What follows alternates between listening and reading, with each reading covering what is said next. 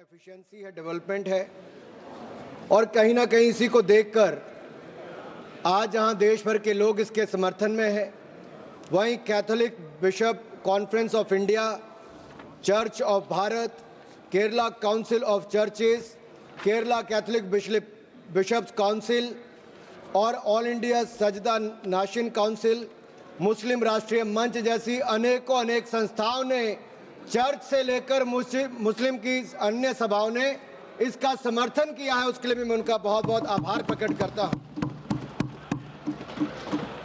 माननीय सभापति जी, वक्फ को बदलने का वक्त आ गया है, क्योंकि यह अत्याचार और भ्रष्टाचार का एक ऐसा अड्डा बन गया है। उसको खत्म करने का और बदलने का समय आया है। भारत को वक्फ के खौफ से आजादी चाहिए, क्योंकि यहां पर ये जो पहले कांग्रेस के जमाने में बना वक्फ का कानून है, वह उसका मतलब तो यही था, खाता ना वही जो वक्फ कहे वही सही। यानी कि जहां पे कह दिया वक्फ की जमीन है, वो फिर वक्फ की जमीन हो गई। वो जिम्मेदारी उनकी नहीं है कहने की, बताने की कि ये कैसे उनकी जमीन है, लेकिन जिसकी चले गई वो बेचारा दर दर भटकता है और उसको इंसाफ भी नहीं मिलता है। मैं इसके बारे में विस्तार में बताऊंगा, लेकिन आज एक बार फिर कांग्रेस देश को और देश में भ्रम फैलाने का प्रयास कर रही है। एक और तो वो हाथ में एक लाल सी किताब लेकर चलते हैं जो कहने के लिए संविधान है, लेकिन संविधान नहीं है।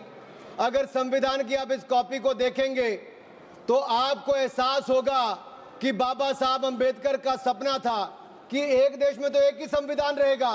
आपने एक देश में दो विधान बनाने का काम किया है। आपको तय करना है संविधान के साथ रहना है कि वक्फ के साथ रहना है, वक्फ के साथ रहना है कि संविधान के साथ रहना है, आपको तय करना पड़ेगा। और यही नहीं, और जो लोग बड़ी बड़ी बातें यहां पे कर रहे थे, उनको यही कहना चाहता हूं, ये हिंदुस्तान है, पाकिस्तान या तालिबान नहीं। यहां बाबा साहब का संविधान चलेगा, काबिले का फरमान नहीं, मुगलिया फरमान नहीं चलने वाला। यहां पर एक नहीं अनेक ऐसे उदाहरण देखने को मिलेंगे।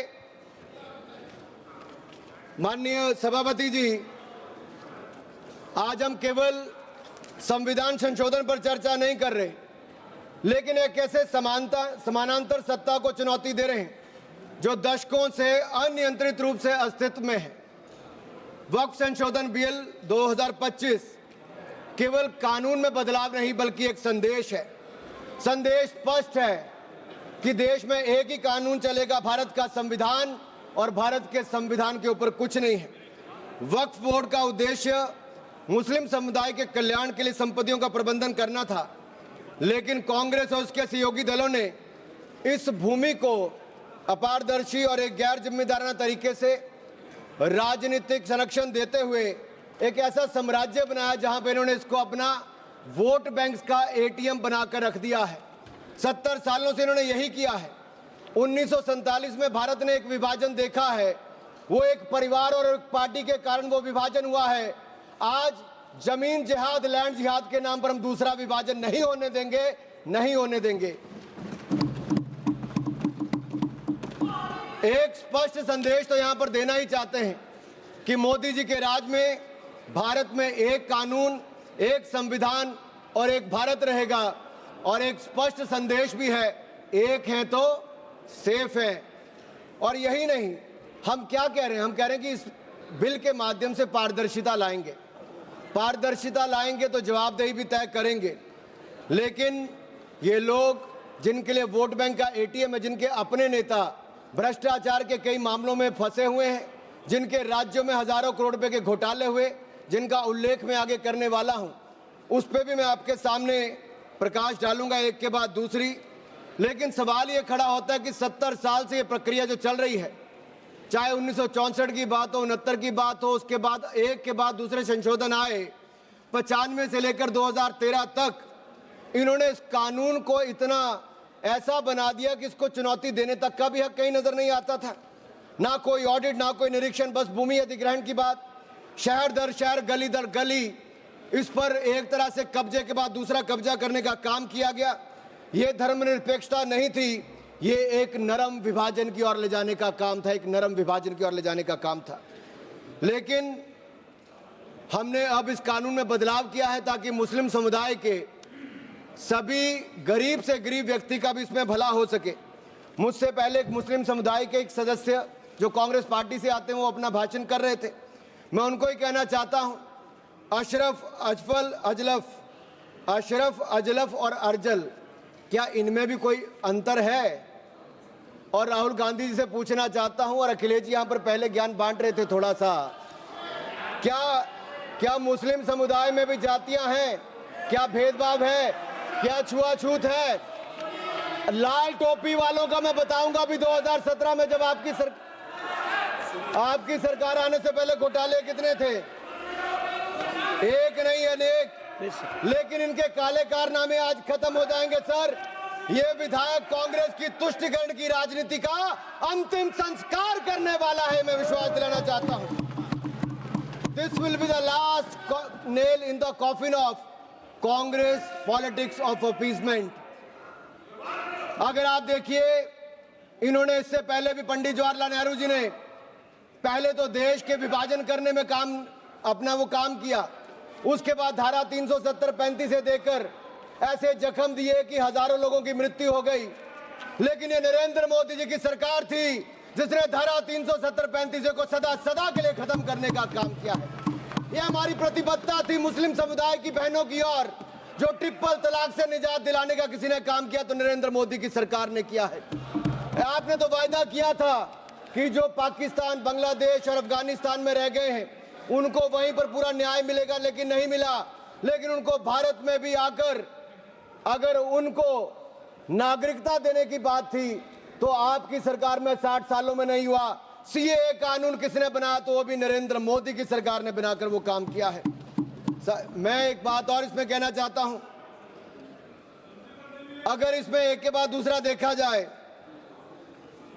कांग्रेस ने कहीं ना कहीं और कांग्रेस के सहयोगी दलों ने वोट बैंक के लिए संविधान का सौदा कर लिया है, और ये सौदा ही किया है। तभी तो हमने एक के बाद दूसरे उदाहरण देकर कहा कि आपने कैसे उसको अपना वोट बैंक किया, एटीएम बना के रखा। लेकिन ये जो बिल है ये अन्याय की जड़ पर प्रहार है, और इस प्रहार के बाद सबको न्याय न्याय और न्याय ही मिलने वाला है। हमने कहा है कि प्रत्येक वक्फ संपत्ति रजिस्टर हो, पंजीकृत हो, उसके आंकड़े होने चाहिए, और हर झगड़ा कानून के अंतर्गत हल हो, किसी डर और भय के अंतर्गत ना हो। आपको इस बात का क्यों डर है? अगर किसी को न्याय मिलता है, ट्रिब्यूनल के बाद अगर कोई हाई कोर्ट, सुप्रीम कोर्ट जाना चाहता है तो आप क्यों रोकते हो? देश में हर कानून के अंतर्गत, चाहे इनकम टैक्स का हो या कोई भी हो, आप एक के बाद दूसरे कोर्ट जा सकते हो। लेकिन वक्फ में ये कानूनी रोक क्यों लगा कर रखी थी? ये बिल जो कहा गया किसी धर्म के खिलाफ, ये बिल किसी धर्म के खिलाफ नहीं है। यह बिल भ्रष्टाचार, धोखा और धार्मिक सामंतवाद के खिलाफ है, और हम इसके खिलाफ रहेंगे। ये बात स्पष्ट है कि आस्था का विषय नहीं है। As long as prime minister Modi is the PM, the shops of appeasement will remain shut. This bill is not about Hindu versus Muslim. This is law versus lawlessness, constitution versus corruption, Bharat versus internal partition. और ये partition एक बार हो गया, अब आपके कारनामों के कारण बार बार नहीं होने देंगे। सर, मैं एक अंतर्राष्ट्रीय स्तर पे क्या परिस्थितियां वो थोड़ा बताना चाहता हूं। टर्की में 1923 के बाद 1924 में मिनिस्ट्री ऑफ वक्फ इसको एबॉलिश कर दिया गया, और वहां पे जनरल डायरेक्टरेट ऑफ फाउंडेशन बना जो रेस्टोरेशन, मेंटेनेंस और यूटिलाइजेशन वक्फ प्रॉपर्टीज का करता है, और ये इसके बाद इसको लोगों की भलाई के काम के लिए पैसा लगाता है। कुवैत में भी ministry of Waqf and Islamic affairs है, ये एसेट, मस्जिद, स्कूल, अस्पताल, इन सबका देखरेख करता है, और मॉडर्नाइजेशन के माध्यम से, टेक्नोलॉजी के माध्यम से इसका फायदा उठाते, डिजिटलाइजेशन किया है। लेबनान में मिनिस्ट्री ऑफ एंडाउमेंट्स और इस्लामिक अफेयर्स है जो इसकी मैनेजमेंट और यूटिलाइजेशन को सारे को देखती है, और चैरिटेबल और कम्युनिटी के काम को देखती है। सीरिया में भी मिनिस्ट्री ऑफ वक्फ है, जहां पर एप्रोप्रिएट यूज हो, रेवेन्यू हो, चैरिटेबल पर्पस हो, उसके लिए काम किया जाता है। इराक में भी सुन्नी एंडोमेंट और शिया एंडोमेंट ऑफिस है और ये भी सीधा सेंट्रलाइज फ्रेमवर्क के माध्यम से काम करता है। सऊदी अरेबिया में जनरल अथॉरिटी ऑफ वक्फ है जो इंडिपेंडेंट पब्लिक बॉडी है। सिंगापुर में MUIS जो स्टैट्यूटरी बॉडी है वो मिनिस्ट्री ऑफ कम्युनिटी डेवलपमेंट के अंतर्गत है। ये वक्फ मैनेजमेंट के डिजिटल सिस्टम के माध्यम से काम करता है। इंडोनेशिया में भी इंडोनेशियन वक्फ बोर्ड है जो इंश्योर करता है अच्छे काम करने के लिए, उनके भलाई के लिए। तुनिसिया में भी, इजिप्ट में भी, रशिया में भी, फ्रांस में इसी तर्ज पे काम किया गया है। लेकिन यहाँ पर ऐसा नहीं किया गया, यहाँ पे इसके खिलाफ ही काम करते रहे।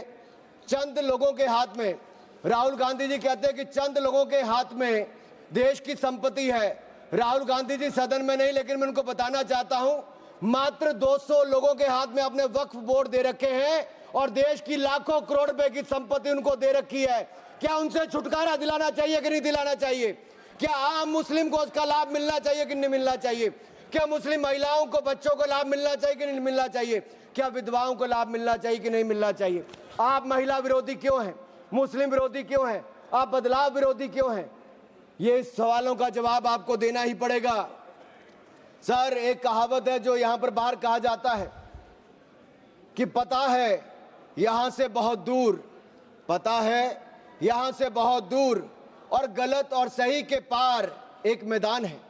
पता है यहां से बहुत दूर, गलत और सही के उस पार एक मैदान है। मैं वहां मिलूंगा तुझे और अगर वक्फ का बस चला तो वक्फ की संपत्ति बन जाएगा। यानी कि जिस पे भी नजर रखोगे वक्फ की संपत्ति बन जाएगा और उसमें से आपको इंसाफ मिल नहीं पाएगा, क्योंकि ऐसी हालत कर दी है। सर, अगर आप देखेंगे वक्फ की सच्चाई क्या है, भारत में ऐसा कौन सा कानून है जिसने आपका घर, आपका मंदिर, यहाँ के आपके पूरे गांव छीन लिए? भारत में कौन सा ऐसा कानून है जिसने आपका घर, आपके मंदिर, आपके पूरे गांव छीन लिए? ये ऐसा कौन सा कानून है जिसके खिलाफ आप कोर्ट भी नहीं जा सकते? ये कौन सा ऐसा कानून है जो संविधान से भी ऊपर है? इसका नाम वक्फ है, जो कांग्रेस के समय बना है। सर, इसने गुरुद्वारे हो, मंदिर हो, घर हो, गांव हो, सब पे कब्जा करने का काम किया है। एक तुगलकी भी फरमान है सेक्शन 40, इसमें दान देने वाला किसी भी धर्म का हो सकता है, लेकिन देखभाल करने वाला मुसलमान ही होना चाहिए। ये मंदिर में तो ऐसा नहीं है। सरकारें मंदिर का, ये कर्नाटक की सरकार है कांग्रेस की, 450 करोड़ रुपया साल का आप इकट्ठा करते हैं, कहां खर्च करते हैं? कौन जवाब देता है उसका? एक एक रुपए का हिसाब आपको देना चाहिए था। क्या किसी मस्जिद का पैसा आपने लिया? क्या किसी वक्फ बोर्ड का पैसा आपने लिया?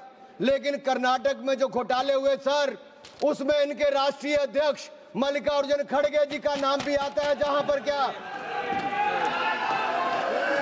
हुआ सर? यही नहीं, बैठ जाओ,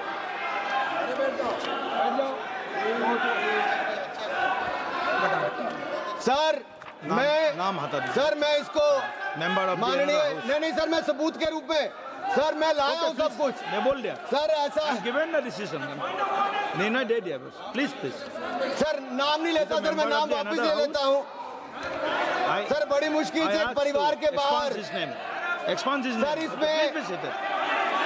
सर मैं टेबल कर देता हूं सर, मैं टेबल कर देता हूं सर। ये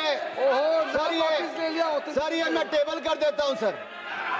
सर, आपकी अनुमति हो तो मैं ऑथेंटिकेट करके टेबल कर देता हूं सर। जी नाम वापस ले लिया, एक मिनट वापस ले लिया।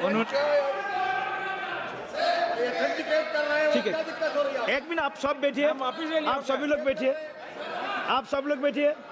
माननीय Venugopal ji please please sir, we are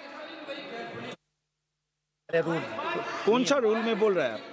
to sir, while a member is speaking to the name of the नाम डिलीट कर दिया, बताइए। sir हमने कैसे नहीं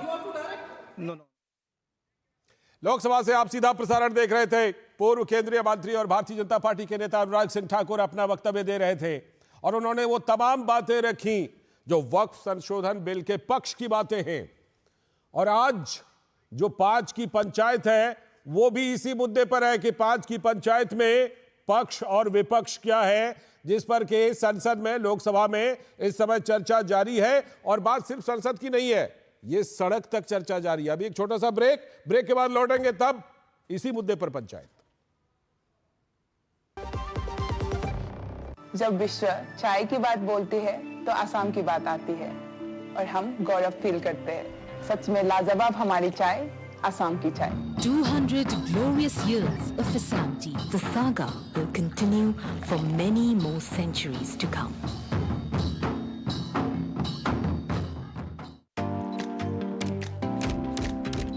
Oh, lovely. Well done. अब होगा बड़ा स्टूडियो, नया कैमरा, नई लाइट्स।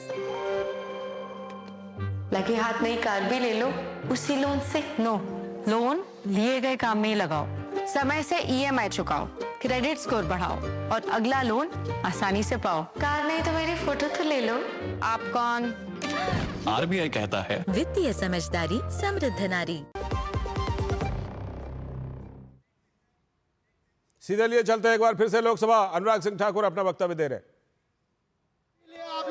इसीलिए आप लोग पारदर्शिता नहीं चाहते, इसीलिए आप लोग ट्रांसपेरेंसी नहीं चाहते, इसीलिए आप लोग जवाब नहीं चाहते। सर मैं इसको ऑथेंटिकेट करके रिपोर्ट को रखना चाहता हूं। सर यही नहीं, ये तुगलकी फरमान जो थे, मैं कर देता हूं सर, अगर किसी की संपत्ति जिसके ऊपर उन्होंने कब्जा कर लिया हो, सर इसको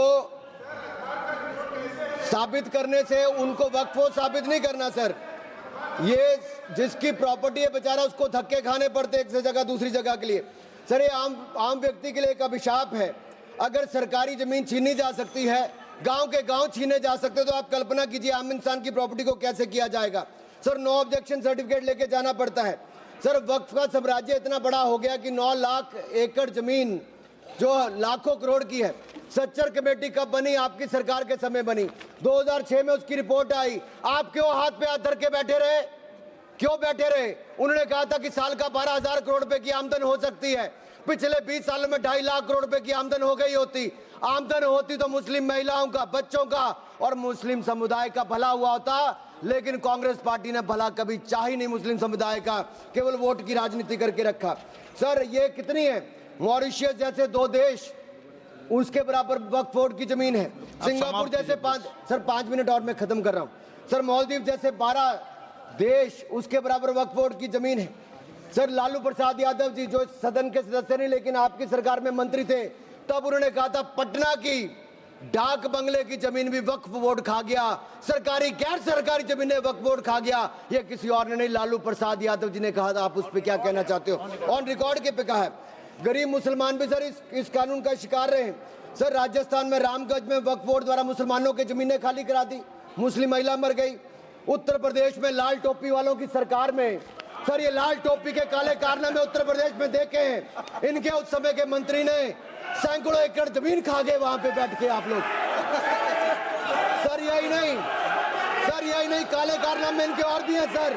मैं सर ये सारा आपकी इजाजत से, सर ये मुस्लिम विरोधी भी है, महिला विरोधी भी है, पसमंदा विरोधी भी है, अहमदिया विरोधी भी है, और विरोधी भी है। सर यही नहीं, प्लीज बैठिए, सर यही नहीं, आपका बारी आएगा, आप ये गरीबों के उत्थान के लिए तब भी कुछ नहीं कर पाए सर। आप बैठिए सर, ठीक रिकॉर्ड रखने का इन्होंने कुछ नहीं किया सर। हम क्या कहते हैं, शिया हो, अहमदिया हो, महिला हो, पिछड़े वर्ग के मुस्लिम समुदाय के लोग हो, उनको इसका सदस्य बनाइए। आप क्यों उसका सदस्य नहीं बनाना चाहते? आप मुस्लिम समुदाय में भी जातिवाद करते हो, उनके भी पिछड़े मुसलमानों को नहीं रखना चाहते। सर यही नहीं, sir Waqf is a state with in state. ये मुसलमानों का हक मारने का काम किया गया सर। यही नहीं सर, मैं आपको बताना चाहता हूं, जीरो अकाउंटेबिलिटी है वक्फ बोर्ड की, जीरो अकाउंटेबिलिटी। कैसा क्यों है सर? सर मनमोहन सिंह जी ने कहा था, कह सकता हूं, वेणु जी के नहीं कह सकता, कह देता हूं, पूर्व प्रधानमंत्री ने कहा था। आप सोच लेना किसने कहा था। पूर्व प्रधानमंत्री ने कहा था, Muslim must have first claim on our resources. एक सदा हिंदू विरोधी रहे हैं, ये केवल मुसलमानों के पक्ष में किया, लेकिन आपने मुसलमानों के लिए कुछ नहीं किया। अगर मुसलमानों को पक्के मकान, पीने का पानी, अच्छी शिक्षा, भोजन, ये सब किसी ने दिया है, तो नरेंद्र मोदी जी की सरकार ने दिया है। धन्यवाद। यही नहीं सर, सर 3 मिनट में और सर खत्म कर रहा हूँ। 1 मिनट में खत्म कीजिए। सर 1 मिनट में हो नहीं पाएगा सर ये देखिए सर, मैं रिपोर्ट लाया हूं सर, कहां से कहां तक इन्होंने राज्य दर राज्य कैसे हिंदुस्तान की जमीनों पे कब्जा किया है। सर ये देखिए सर, आंकड़े आपको दिखाते हैं, एक राज्य नहीं सर, केरल में ये कहते तो हैं कि ये वायनाड के बेटे हैं बेटी हैं, लेकिन वहां पे भी वक्फ का कहर जारी है सर। पापी वोट बैंक का सवाल है, आप वायनाड में भी चुप रहते हो, कुछ करते नहीं हो, और वायनाड का रहनुमा कहने वाली आज गायब है और वहां पर भी उनकी संपत्तियों पर हो रहा है सर। इसलिए चर्च ने भी कहा सर, केरल में तो रोज ऐसे हो रहा है सर, बेलगाम हो चुका वक्फ बोर्ड, किसानों मजदूरों हिंदुओं की जमीनों को इविक्शन नोटिस दे रहा है सर। एर्नाकुलम में सर 404 एकड़ जमीन पर दावा ठोक दिया है, 604 पिछड़े ईसाई और हिंदू परिवारों के घर छीन लिए। त्रावणकोर में सर राज परिवार की जमीन खा गए। केरल में कांग्रेस और वामदल ने मिलकर बिल पास कर दिया। कर्नाटक में 15,000 एकड़ की कहानी मैं आपको बता चुका हूं। तिरुचिरापल्ली में सर इन्होंने एक गांव में 1500 साल पुराने प्राचीन मंदिर के साथ लगती जमीन सर इस पे कब्जा करने की बात कही सर। सूरत के नगर निगम में सर मुगलों की संपत्ति बताने का काम किया सर। नगर निगम को भी सर बेट द्वारका के 2 द्वीपों पर दावा ठोक दिया है। क्या भगवान कृष्ण से पहले इस्लाम धर्म आ गया था? क्या भगवान कृष्ण से पहले इस्लाम धर्म आ गया था सर? यही नहीं, कल क्या आनंद भवन और नेशनल हेरिटेज पर आकर मैंने अभी बार सुना था कि आनंद भवन और नेशनल हेरिटेज पर वक्फ बोर्ड अपना दावा ठोकने वाले हैं, तो दे दोगे क्या? बता दिया। और यही नहीं सर, एएसआई संरक्षित स्मारकों पर भी सर यही नहीं सर, कर्नाटक में 53 ऐतिहासिक स्मारकों को वक्फ संपत्ति घोषित कर दिया है मणिकाम ठाकुर सर। यही नहीं सर, हम्पी सर्कल में 6 एएसआई संरक्षित उसमें सर हासिल कर लिया सर। यही नहीं सर, एएसआई के 120 प्राचीन स्थानों पर भी इन्होंने ऐसा किया है सर। ये किसान कल्याण की तो राहुल जी बात करते हैं, लेकिन कर्नाटक में इनकी सरकार में 15,000 एकड़ जमीन किसानों की छीनने का काम आपकी सरकार में आपके वक्त में किया है सर। ये किसान विरोधी है, ये महिला विरोधी है, और मैं इन सबसे कहना चाहता हूं सर, ऐसे काम नहीं चलेगा।